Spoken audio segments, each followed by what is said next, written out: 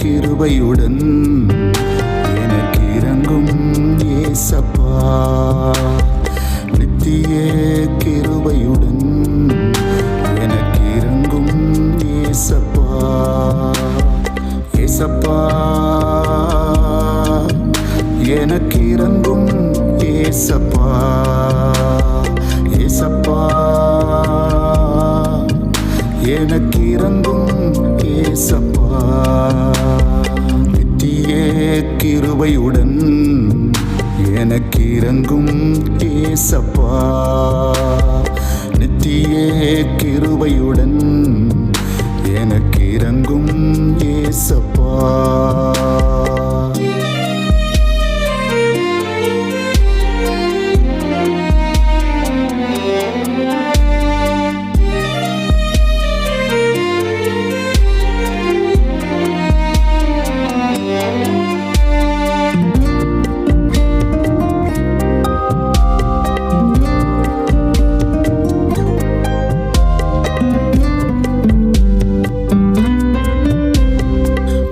விட்டு தூரம் போனே, பாவ உலகத்தில் விழுந்துட்டேன். உம்மை விட்டு தூரம் போனே, பாவ உலகத்தில் விழுந்துட்டேன். உங்க அன்பின் கரத்தினால் என்னை தூக்கி அணைத்தீரே, உங்க அன்பின் கரத்தினால் என்னை தூக்கி அணைத்தீரே. ஏசப்பா உமக்கு நன்றி அப்பா, ஏசப்பா உமக்கு நன்றி அப்பா, நித்திய கிருபையுடன் எனக்கு இறங்கும் ஏசப்பா.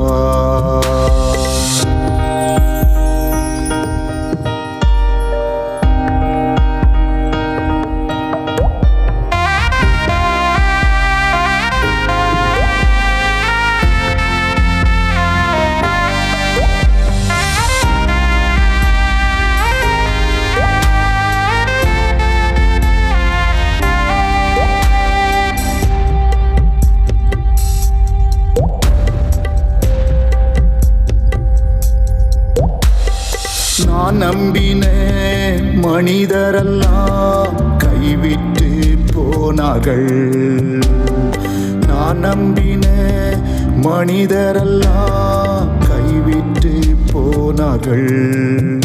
இந்த உலகமெல்லாம் மாயை என்றே உணர்ந்தேன் ஏசப்பா, இந்த உலகமெல்லாம் மாயை என்றே உணர்ந்தேன் ஏசப்பா, ஏசப்பா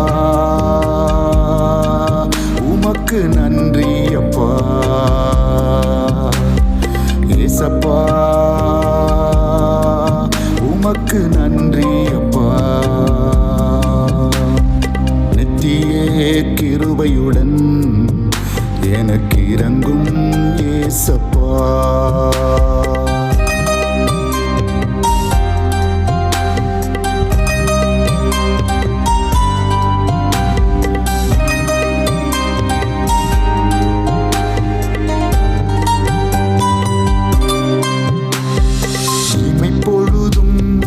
கைவிடாமல் காப்பவர் நீங்கதான், இமைப்பொழுதும் கைவிடாமல் காப்பவர் நீங்கதான்.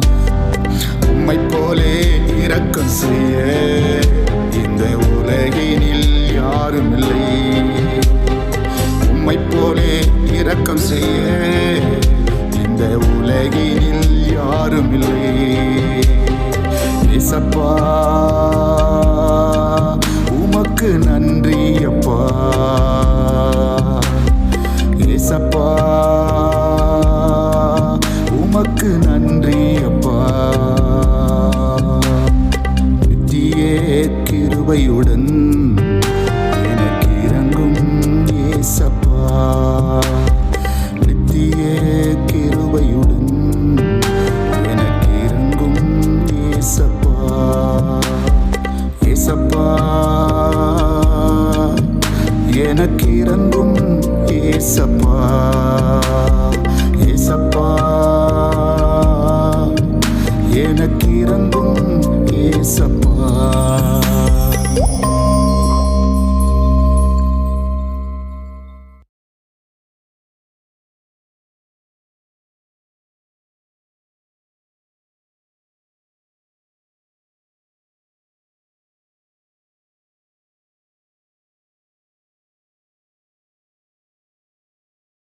கர்த்தருக்கு ஸ்தோத்திரம்.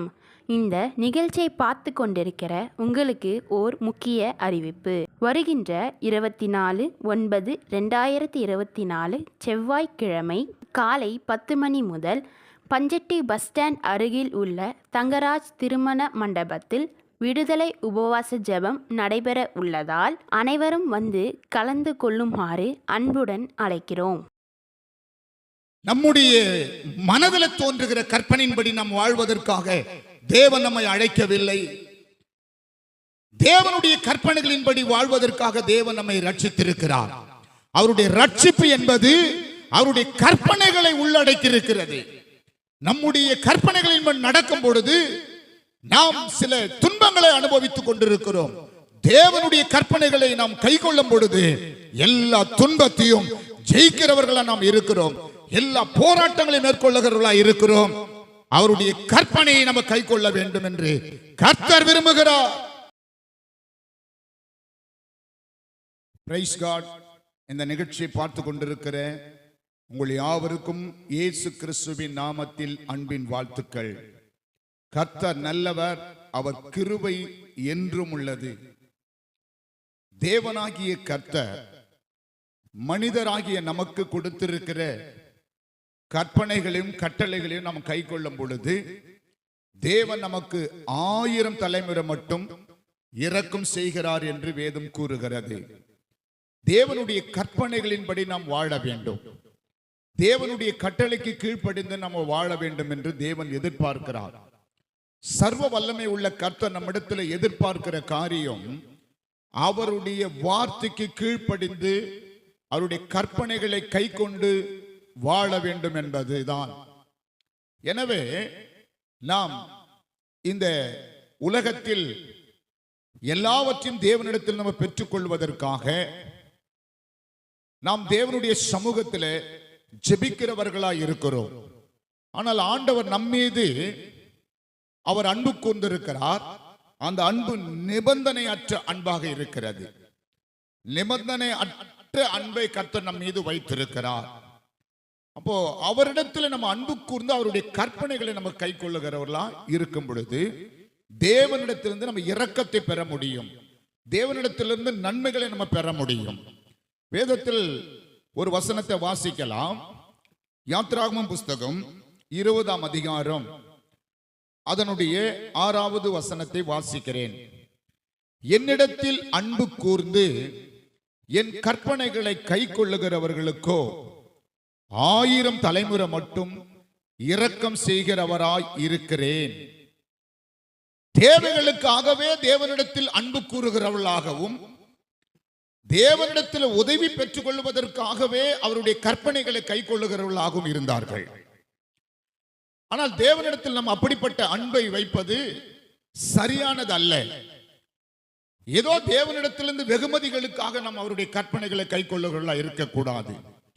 தேவனுடைய கற்பனை எதற்காக கொடுக்கப்பட்டிருக்கிறது? நமக்கு நாம் இந்த உலகத்தில் அவருடைய கற்பன்படி வாழும் பொழுது நமக்கு வருகிற வியாதிகளை நம்ம எதிர்கொள்ள முடியும். நமக்கு வருகிற பிரச்சனைகளை நம்ம எதிர்கொள்ள முடியும். நமக்கு வருகிற போராட்டங்களை நம்ம மேற்கொண்டு ஜெயமெடுக்க முடியும். எல்லா உபத்திரவத்திலிருந்து விடுதலையாக்கப்பட முடியும். ஏனென்றால் அவருடைய கற்பனை நாம் கை கொள்ளும் பொழுது ஆண்டவருடைய இரக்கம் பெறுகிறவர்களாய் நாம் இருக்கிறோம். ஆண்டவருடைய இரக்கத்தை பெறுவதற்கு தான் தேவன் அவருடைய கற்பனைகளை நமக்கு கொடுத்திருக்கிறார். அவருடைய கற்பனை விட்டு மனம் போல வாழ்வோமானால் இந்த உலகத்தில் பல தீங்குகளுக்குள்ளாகி பலவிதமான காரியங்களில் சிக்கிக்கொண்டு பலவித பிரச்சனைகளிலே மாட்டிக்கொண்டு கலக்கமும் கண்ணீரும் நமக்கு ஏற்படுகிறது. அப்போ தேவனிடத்தில் நம்ம அன்பு கூறுகிற போது ஒரு பரிசு பொருளுக்காகவே அல்லாமல், தேவனிடத்திலிருந்து ஒரு சுகத்துக்காக அல்லாமல், அவர் நம்மை படைத்திருக்கிறார், நமக்கு நியாயப்பிரமாணத்தை கொடுத்திருக்கிறார், நமக்கு எப்படி நாம் நடந்து கொள்ள வேண்டும் என்ற, நாம் எப்படி வாழ வேண்டும் என்ற வழிகளை உண்டாக்கி அவருடைய வார்த்தைகளை நமக்கு கற்பனைகளாக கொடுத்திருக்கிறார். அவர் உள்ளத்தில் நம்ம குறித்து ஒரு கற்பனை வந்துச்சு பாருங்க. நம்மை படைத்து எப்படி ஆசீர்வாதமாய் வைக்க வேண்டும் என்ற கற்பனை அவர் உள்ளத்தில் வந்தது, அவருடைய இருதயத்தில் ஏற்பட்டது. அந்த கற்பனை அன்பின் அடிப்படையிலே கொடுக்கப்பட்டதாக இருக்கிறது. கட்டாயத்தின் அடிப்படையில் அல்ல.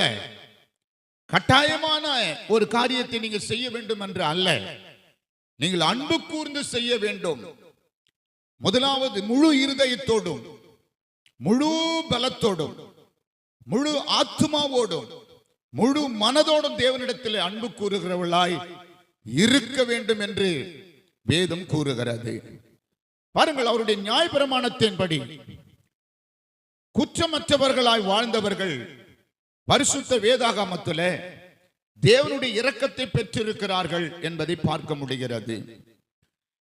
இந்த பழைய ஏற்பாட்டு காலத்தில் வாழ்ந்தவர்களை புதிய ஏற்பாட்டு காலத்தில் எழுதப்பட்டிருக்கிறது. பழைய ஏற்பாட்டு காலத்தில் கொடுக்கப்பட்ட நியாயப்பிரமாணத்தின்படி கர்த்தருடைய வார்த்தைக்கு கீழ்ப்படிந்து வாழ்ந்தவர்களை பற்றி புதிய ஏற்பாட்டிலும் எழுதப்பட்டிருக்கிறது. நம்ம கவனிக்க வேண்டும். லூக்கா எழுதின சுவிசேஷம் 1ஆம் அதிகாரம் அதனுடைய 5வது வசனம் 6வது வசனத்தை நான் வாசிக்கிறேன். யூதேய தேசத்தின் ராஜாவாகிய ஏரோதின் நாட்களில் அபியா என்னும் ஆசாரிய வகுப்பில் சகரியா என்னும் பேர் கொண்ட ஆசாரியன் ஒருவன் இருந்தான். அவன் மனைவி ஆரோனுடைய குமாரத்திகளில் ஒருத்தி, அவள் பேர் எலிசபெத்து. அவர்கள் இருவரும் கர்த்தரிட்ட சகல கற்பனைகளின் படியையும் நியாயங்களின் படியையும் குற்றமற்றவர்களாய் நடந்து தேவனுக்கு முன்பாக நீதி உள்ளவர்களாய் இருந்தார்கள். பாருங்கள், நியாயபரமான காலத்தில் வாழ்ந்தவர்கள் இவர்கள். இயேசுவினுடைய பிறப்புக்கு முன்பாக தேவனுடைய பிரமாணத்தை கடைபிடித்து அவருடைய அன்பை பற்றி கொண்டு அவருடைய கற்பனைகளுக்கு கீழ்ப்படிந்து வாழ்ந்தார்கள் என்று சொல்லி அவர்களை குறித்து வேதம் சாட்சி கூறுகிறது. பாருங்கள், அவர்கள் இருவரும் கர்த்தரிட்ட சகல கற்பனைகளின்படியும் தேவன் சொன்ன சகல கற்பனைகளின்படியும் அவர்கள் வாழ்ந்தார்கள் என்று வேதம் கூறுகிறது. கவனிங்க, சகல கற்பனைகளின்படி வாழ்ந்தார்கள், தேவனுடைய வார்த்தையின்படி வாழ்ந்தார்கள் என்று கூறுகிறது. அவர்கள் வாழ்ந்த காலமோ எல்லாரும் நியாயப்பிரமாணத்தை விட்டு வழி விலகி தேவனுடைய கற்பனைகளை மறந்துவிட்டு மனம் போல வாழ்ந்து கொண்டிருக்கிற ஜனங்கள் மத்தியில் அவர்கள் தேவனுடைய கற்பனைகளை கை கொண்டார்கள். அவர்களை சுற்றி இருந்த இஸ்ரவேல் ஜனங்கள் ஏகமாய் வழி விலகி கெட்டு போனார்கள் என்று வேதம் சொல்லுகிறது. தேவனை தேடுகிற உணர்வில்லாத இருந்தார்கள் என்று வேதம் சொல்லுகிறது. தேவனை தேடக்கூடிய ஒரு உணர்வு அவர்களுக்குள்ள இல்லாமல் தேவன் கொடுத்த வாழ்க்கையை விட்டுவிட்டு தேவன் கொடுத்த ஆசீர்வாதங்களை இழந்துவிட்டு தேவனுடைய கற்பனைகளை மறந்துவிட்டு தேவனுக்கு எதிராகவே வாழ்ந்து கொண்டிருந்த அந்த காலத்துல தான் இந்த சகரியாவும் எலிசபெத்தும் தேவனுடைய கற்பனைகளை கடைபிடித்து வாழ்ந்தார்கள் என்று பார்க்கிறோம். இதை கேட்டுக்கொண்டிருக்கிற பிரியமானவர்களே, இந்த உலகத்தில் பலவிதமான கோணங்களில் மக்கள் வாழ்ந்து கொண்டிருக்கலாம். உங்களை சுற்றில் இருக்கிறவர்கள் எப்படி வாழ்ந்து கொண்டிருக்கிறார்கள் என்பது முக்கியம் அல்ல. நீங்கள் தேவனால் பெற்ற ரட்சிப்பையும், நீங்கள் தேவனிடத்திலிருந்து பெற்ற கிருபையும், நீங்கள் தேவனிடத்தில் பெற்ற கற்பனைகளின்படி வாழ்கிறீர்களா என்பதுதான் தேவனுடைய பார்வையில் காணப்பட வேண்டும். இன்றைக்கு தேவன் நம்மிடத்தில் எதிர்பார்க்கிற காரியம், நம்ம சுற்றிலும் பலவிதமான பாவ காரியங்கள் நடந்து கொண்டிருக்கலாம், பலவிதமான போராட்டங்கள் இருக்கலாம். ஆனால் அவர்கள் மத்தியிலே நீங்கள் எப்படி வாழ்கிறீர்கள் என்பதுதான் தேவனுக்கு முக்கியம். தேவன் இரக்கம் செய்ய வேண்டுமானால், தேவனிடத்தில் நாம் இரக்கம் பெற வேண்டுமானால், நம்மை சுற்றிலும் எப்படிப்பட்ட காரியங்கள் எழும்பியிருந்தாலும், நம்மை சுற்றிலும் எப்படிப்பட்ட பாவங்கள் எழும்பியிருந்தாலும், நாம் தேவனுடைய கற்பனையின்படி வாழ வேண்டும், வாழ முடியும். அன்றைக்கு எலிசபெத் சகரியா வாழ்ந்த காலத்தில் எல்லா ஜனங்களும் பரிசுத்தமா வாழ்ந்தார்கள் என்று சொல்ல முடியாது. எல்லா ஜனங்களும் கற்பனைகளை கை கொண்டார்கள் என்று சொல்ல முடியாது. அவர்கள் வாழ்ந்த காலத்தில் இஸ்ரவேல் மக்கள் எல்லாம் வழி விலகி போய் தேவனுடைய கற்பனையை விட்டுவிட்டு பாரம்பரியங்களை பற்றி கொண்டு வாழ்ந்தார்கள் என்று பரிசுத்த வேதம் சொல்லுகிறது. இந்த சூழ்நிலை தான் எலிசபெத்தும் சகரியாவும் கர்த்தருக்கு முன்பாக குற்றமற்றவர்களாய் இருந்தார்கள். அவர்கள் கற்பனைகளை கை கொண்டார்கள். ஆகையினாலே தேவனிடத்திலிருந்து அவர்கள் இரக்கம் பெற்றார்கள்.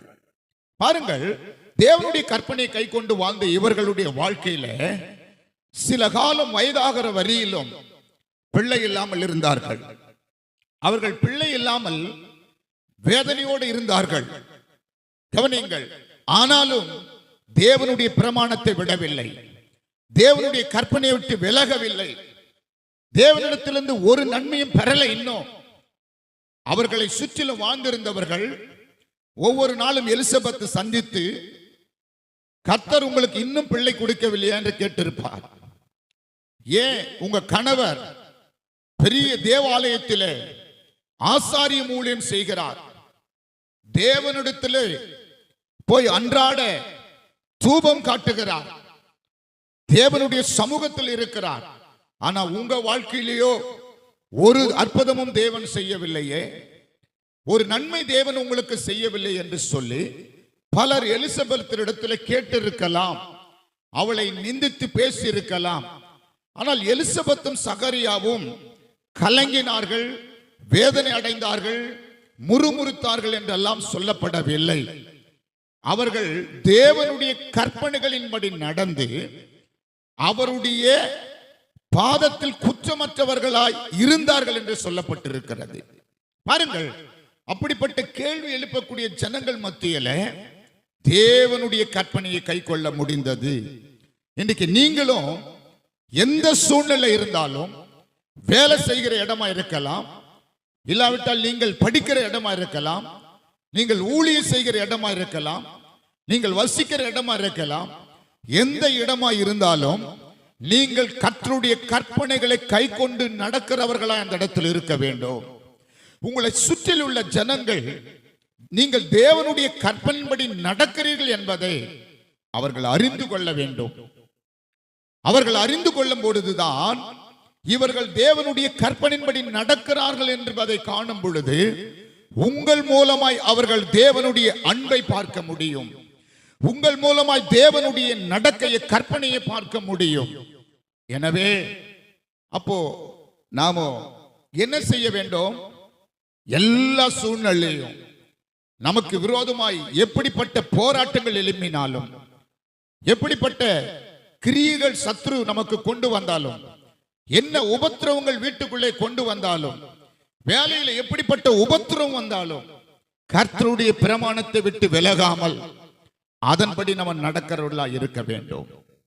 அதற்கு கீழ்ப்படிந்து நடக்கிறவர்களாய் நாம் இருக்க வேண்டும். சோ இந்த எலிசபெத்தும் சகரியாவுக்கும் தேவன் இரக்கம் செய்திருக்கிறார்.